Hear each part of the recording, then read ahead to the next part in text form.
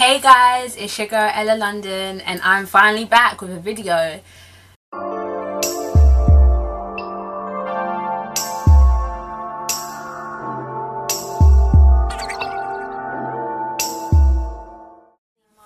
So today's video is actually going to be kind of like a discussion topic, something that me and a friend were talking about briefly, not really, but briefly, and he brought up this question of college being a necessity. Is college a necessity? And that type of thing. So I want to discuss that a little bit today. And then also because a lot of people have asked me about, me moving. So a lot of American people are interested in my London experience. A lot of London people are interested in my American experience. All of that revolves around college. So I'm kind of going to bring that a little bit into the discussion. So that's kind of what we're going to cover today. First, I just want to say, if you like this video, thumbs up, subscribe and share it. But if you have constructive criticism, I'm open to hearing that. So let's get into the video. Okay, we're ready to go. Oh my god, my hair's coming out. I personally believe that college is not a necessity, but depending on you as an individual and the career path that you choose or wish to, follow, then college may be like a very crucial part of that journey. Do you get what I'm saying? But it's not a necessity. So let's just put that out there. Unpopular opinion, college is not a necessity. And the reason I say this is because there are some people that know exactly what they want to do in life. And I think with or without a degree, if you are determined to get to where you want to go in life, you will. You will accomplish it, you will achieve it, you will do and set out. You will do all that you set out to do. Do you get what I'm saying? So it's like, regardless of whether you have that degree or not, you will make everything that you had in your head planned out work. However, by whichever means, however you go about it, you're going to do it. Now, on the other hand, you have the people that kind of are not entirely sure. They're a little bit on the flaky side. They could probably get away with doing more than one thing. And so I think college is ideal for those type of people who kind of need a little bit more time and don't want to waste that time. When I first decided to move from London, I had graduated high school, which is our version of secondary school, and I had done a year of college and I just wasn't really enjoying it. I wasn't doing very well, and so I decided, boom, I'm gonna move. So during that summer, oh, your girl's popping. During that summer, me and my mum went through the process of acquiring my student visa to move to America. Boom, done it, got my visa. I upped and outed by myself at 17 years old to New York City. Don't know what I was thinking. I don't know what went through my mind. I don't know what made me think it was a good idea to go and live in New York by myself at 17. But I did it. I survived. I made it through. I had an amazing experience. I met some amazing people. So I had an amazing time. I had so much fun. I think I had so much fun that I kind of got distracted a little bit being in New York.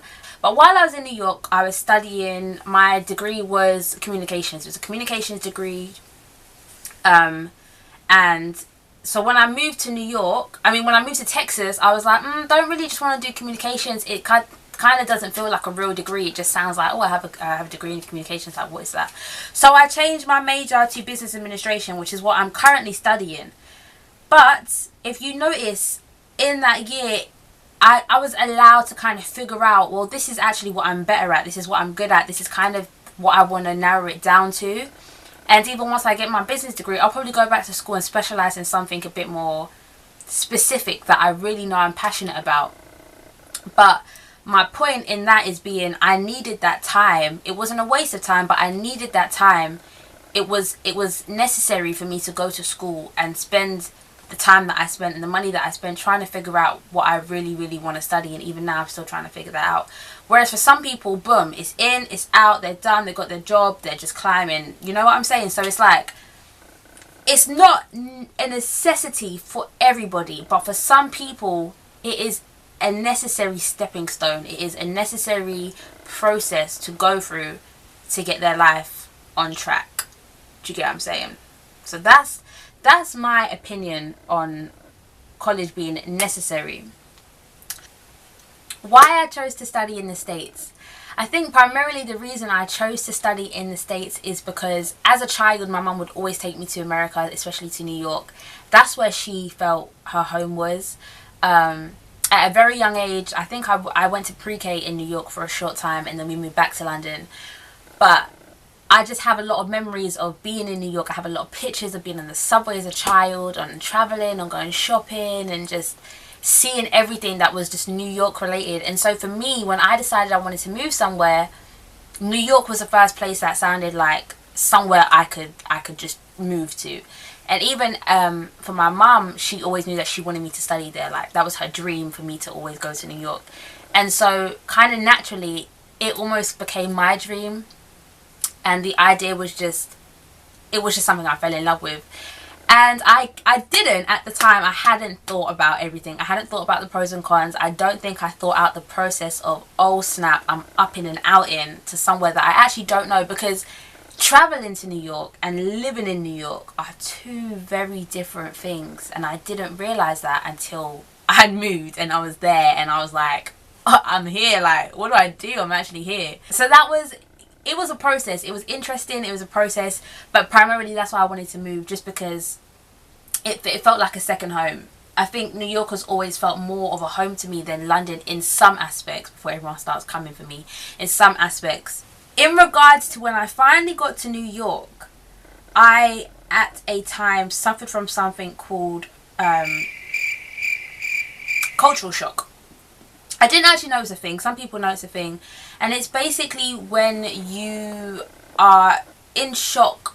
Basically, it's the name, cultural shock. Like, you're in shock because of the culture difference. And people probably think, oh, what the hell, like, can't be that different. And that's what I thought. That's why I suffered from it. Because I thought, oh, it's only New York. We speak English. Pretty much most of the foods are the same. You know, everything else is the same. You know, we listen to American music, so I can't have to adapt to that much. Wrong. Rock. Wrong. That is absolutely wrong. Proved over and over again. Wrong. He actually had. If you have that opinion, change it now. Like, literally, I'm telling you, my whole world got turned upside down. I think I went through cultural shock for about 2 weeks, and I went to my school nurse because I was actually physically sick. And she said, yeah, no, you're just going through cultural shock. And she said, what you should do is call up your mum and ask her to send you something, like, literally as simple as like my favourite chocolate bars, my favourite sweets, just things that you are familiar with, things that remind you of home. So I told my mum sent me a care package of candies, like Million. She sent me Buenos. Bueno is my favourite chocolate, if anyone wants to send me some. She sent me Buenos, she sent me Millions. She just sent me like little things that reminded me of home, and it literally made me feel so much better. You don't realise, down to the candy, even the way like the Kit Kats taste. Kit Kat tastes different over here. I don't like it, it just tastes different.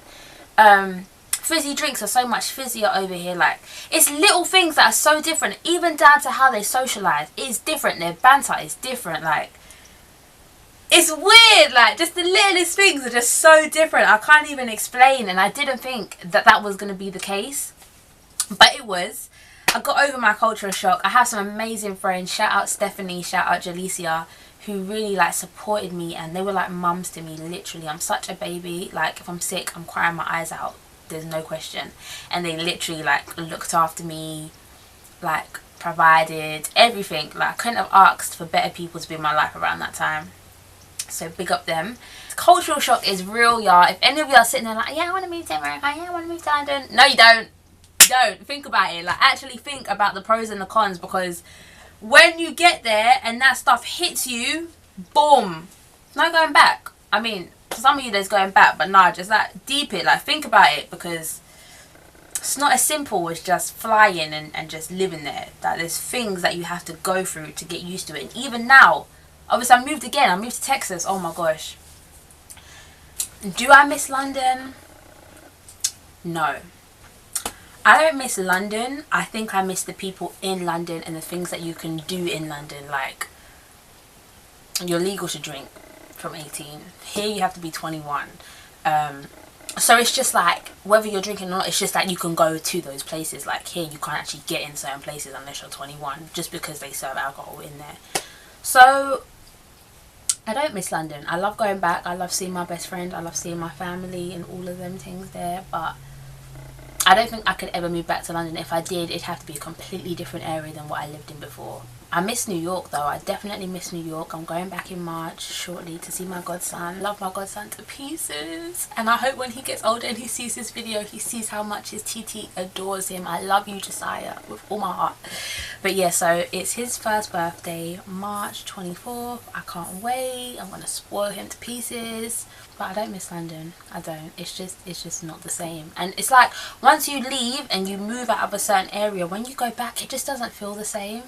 Like certain things remind me of home, but I'll be lost. Like the roads have changed, the buses have changed. It just doesn't feel like home. I just feel like I'm in a place that I once knew and now I don't really know if I know anymore. Like,